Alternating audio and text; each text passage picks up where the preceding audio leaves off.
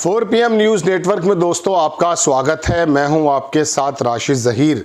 हमें तो यही गुमान था और है कि पूरा देश दिल्ली के निर्देश पर चलता है, यानी कि दिल्ली की सरकार पूरे देश की सरकार है और होनी चाहिए। पूरे देश के लोग मिलकर के चुनते हैं केंद्र में सरकार, किसी भी पार्टी का प्रधानमंत्री होता पूरे देश का।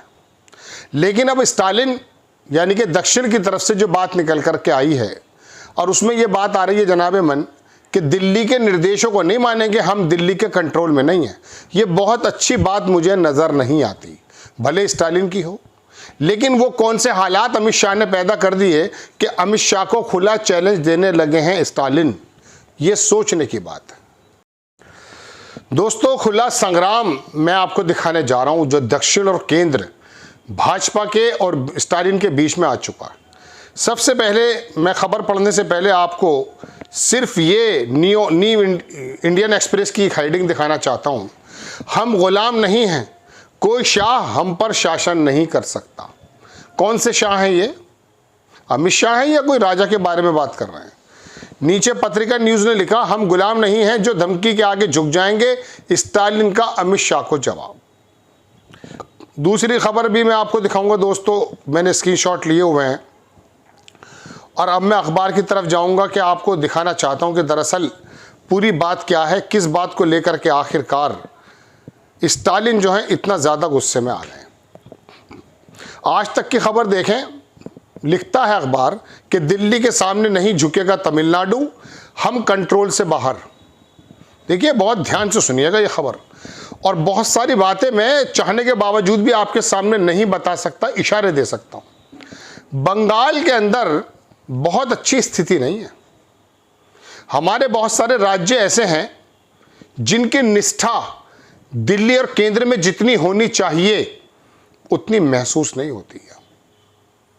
तमिलनाडु के अंदर स्टालिन के रिजीम में जिस प्रकार से हिंदी को थोपने का काम किया जा रहा है और वहां के लोगों का जो जिस प्रकार से जवाब आ रहे हैं, वो केंद्र की एक नीति के खिलाफ नहीं आ रहे हैं।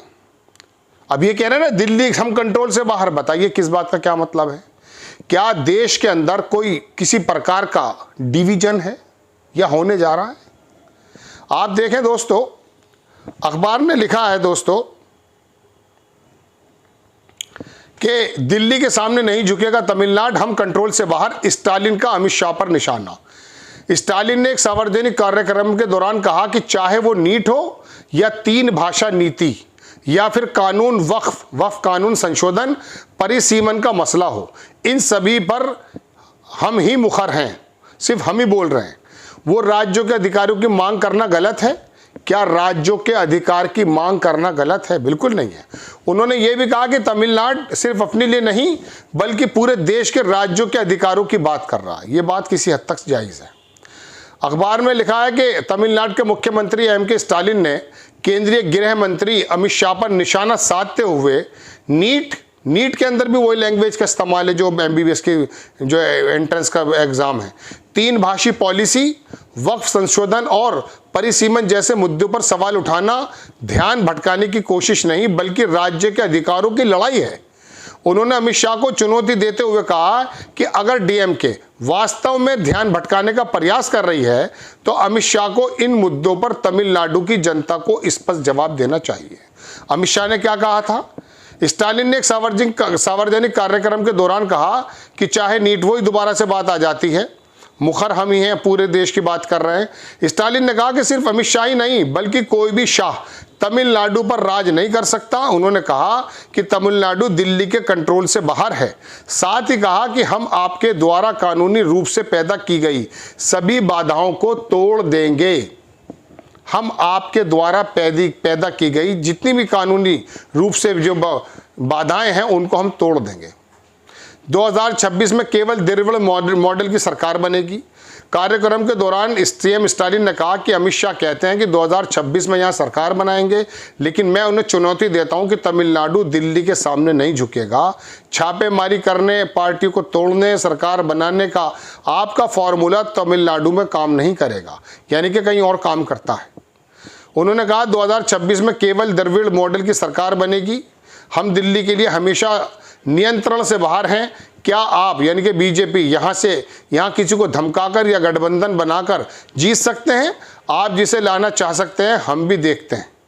स्टालिन ने बीजेपी से कई सवाल पूछे और कहा हम झुकने वाले गुलाम नहीं हैं, हम झुकने वाले गुलाम नहीं हैं। तमिलनाडु के सीएम ने कहा कि आप अपने गठबंधन के बिना आत्मसम्मान वाले लोगों पर विश्वासघातियों का उपयोग करके शासन करना चाहते हैं। महाराष्ट्र के बारे में याद रखिएगा, विश्वासघातियों का उपयोग करके शासन करना चाहते हैं। लेकिन इतिहास पढ़े, भूमि हमारी भूमि आत्मसम्मान, बहादुरी और गौरव से भरी हुई है। हम जानते हैं कि आप हमें धमकाने के लिए क्या क्या इस्तेमाल करेंगे, लेकिन हम झुकने वाले गुलाम नहीं हैं। इस परिप्रेक्ष्य में ये बात है। लेकिन दोस्तों बात यह है कि स्टालिन का ये लहजा क्या अमित शाह की नीतियों की, गठबंधन की जो राजनीति रात दिन गिरती जा रही है उस पर अमल करने के नतीजे में आया है? बात यह है दोस्तों कि अगर तमिलनाडु सिर्फ राज्य के एतबार से इस प्रकार की रस्साकशी कर रहा है, कोई हर्ज नहीं है। स्वस्थ प्रतिस्पर्धा होनी चाहिए। लेकिन अगर आप रंग, जबान, शक्ल, प्रदेश, जगह इसके मामले में भेद करके अपनी हिंदुत्ववादी नीतियों को आगे करके आप देश के अंदर हिंदुत्व पैदा करना चाहते हैं, तो फिर आपको जगह जगह स्टालिन खड़े हुए नजर आएंगे।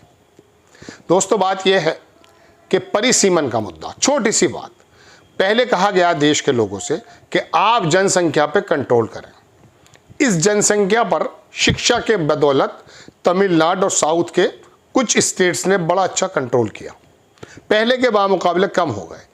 लेकिन हिंदी बेल्ट उसने जनसंख्या पे बहुत कंट्रोल नहीं किया, वहाँ वोटर्स बढ़ते चले गए। अब इन वोटरों के आधार पर अगर आप परिसीमन करते हैं तो जाहिर है उत्तर प्रदेश की 80 सीटों की जगह ये 100 या 120 हो जाएंगी, बिहार की ज़्यादा हो जाएगी। तो दोस्तों दक्षिण में अगर उन लोगों ने पॉपुलेशन पर कंट्रोल किया तो क्या उनकी गलती है? अब इस आधार पर आप लिमिटेशन कर दीजिए कि साहब यहाँ पर वोटर ज़्यादा हैं, तो अब उनका प्रतिनिधित्व जो केंद्र में होता है वो तो बिल्कुल शून्य के बराबर हो जाएगा। इस बारे में अगर स्टालिन चिंता कर रहे हैं और हिंदी थोपने पर वो अगर विरोध कर रहे हैं, तो क्या एक राज्य के मुख्यमंत्री को ऐसा नहीं करना चाहिए? लेकिन ये बातें इतनी ज़्यादा चली जाएं आगे कि कभी कभी आपको डिवीज़न दिखाई देने लगे, विभाजन दिखाई देने लगे, तब जाकर चिंता का विषय है। अखबारों की ये हेडिंग्स इस बात की गवाह हैं कि पहली बार पढ़ने में ये लगता है कि वाकई कोई डिवीज़न जैसी स्थिति पैदा कर दी अमित शाह ने देश के अंदर। हालांकि हिंदी भाषी, दक्षिण भाषी, किसी भी भाषाओं का मतलब ये नहीं होना चाहिए कि देश का हिस्सा अलग है। मणिपुर के लोग कुछ अलग महसूस करते हैं। पिछले दिनों राहुल गांधी मणिपुर की कुछ बच्चियों से बात कर रहे थे। अब उन्होंने कहा कि हम दिल्ली में पढ़ते हैं आकर के, हमें कभी चाइनीज़, कभी इंडोनेशियाई, कभी कुछ कहा जाता है उनके चेहरे की वजह से, उसकी बात की भी तकलीफ होती है। लेकिन आप दक्षिण के लोगों को अगर इस प्रकार से बार बार ये महसूस कराने देंगे कि आप गोया के अलग हो और दिल्ली का हिंदुत्व, हिंदी पट्टी का हिंदुत्व आप पर लागू हम करके रहेंगे, तो याद रखिए वो तुमसे बड़े हिंदुइज्म को मानने वाले हैं। उनकी वेशभूषा, उनकी शक्ल सूरत, उनका रहन सहन 100% धार्मिक नजर आता है। आपकी शक्ल से तो कभी कभी ये भी दिख जाता है, हिंदी में पट्टी की बात करूँ कि यहूदी जैसी शक्लें हैं, लेकिन पहनावा यहूदियों जैसा है। लेकिन वो लोग तो इतने मॉडर्न होने के बावजूद भी, इतने इनोवेशन करने के बावजूद भी अपनी वेशभूषा से यही जताते हैं कि वो कितने धार्मिक लोग हैं। और आप कितने झूठे धार्मिक हैं ये पूरी दुनिया जानती है। सत्ता को हासिल करने के लिए आपने वर्गों के अंदर जो ये बुरी तरीके से वर्गीकरण करने की कोशिश की है, इससे दरअसल देश का नुकसान है। स्टालिन भड़क गए, दिल्ली को खुली चुनौती, दिल्ली के नियंत्रण में नहीं है तमिलनाडु। हालांकि ये इस परिप्रेक्ष्य में पूरा अगर आप पढ़ेंगे तो ये महसूस होगा कि शायद चुनाव के मद्देनजर है, लेकिन फिर भी नज़र बू इसमें इस बात की भी आती है कि एक किसी दूसरे प्रदेश का प्रदेश शायद हमसे बात कर रहा है।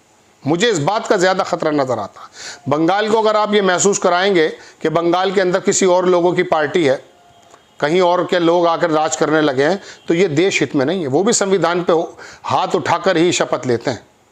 आप लोगों को शपथ कितनी याद रहती है वो आप जाने, उत्तर प्रदेश के योगी आदित्यनाथ जी जाने, या बीजेपी के जो प्रदेशों में जो मुख्यमंत्री वो जाने कि कितना अमल कर रहे हैं वो। लेकिन फिर भी ये खबर ये वाला वाक्य वाकई बड़ा खतरे का सूचक है। आपको खबर कैसी लगी अपनी राय कमेंट्स बॉक्स में ज़रूर दीजिए। चैनल को सब्सक्राइब कीजिए, शेयर कीजिए। नेक्स्ट टाइम मैं किसी खबर के साथ हाजिर होता हूँ। जय हिंद।